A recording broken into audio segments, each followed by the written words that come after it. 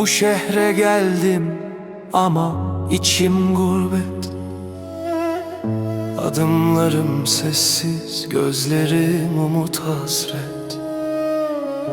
Kalabalık sokaklar beni büyütmez. İnsan bazen kendi toprağında bile yalnız gez. Dilimin ucunda kelimeler titrer. Bir söz eksik olunca dünyada sessizleşir. Kanun içimdeki yarayı çalar. Piyano düşen her cümleyi duvara yaslar. Bağlama önde, kanun arka planda işleyerek yükselir. Bekesim, bekesim Livelate hojine visa neyen min.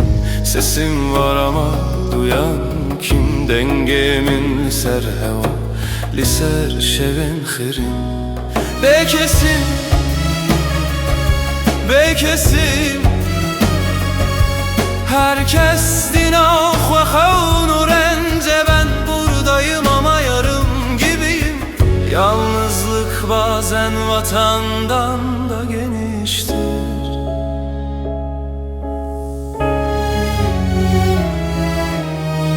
Bir kelime, bir nefes ararım bazen. Her cümlem sende yarım. Devam edemem neden? Bağlama sorar içimdeki sızıya. Kanun cevap verir ince ince susarak.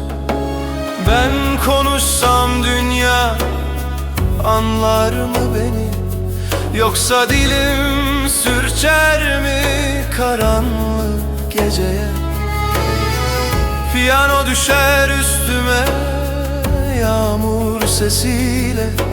Bazen insan kendi kalbinde bile misafirdir. Bir ses duysam biri dese ezliverim. Düğümler çözülür, yıkılır bu derin. Ama herkes kendi savaşına gömülmüş. Bir selam bile bazen kaderi ağırlaştırır. Bekesim, bekesim Livelate hojivek baran liser dil. Sesim var ama yolum dar. Her adımım gece gibi ağır ve kırılgan. Bekesim, bekesim Dünya mezines binavi hvebiçu. Kim dil giderse ben de sönerim. Çünkü insan en çok kendine sessiz kalınca yalnız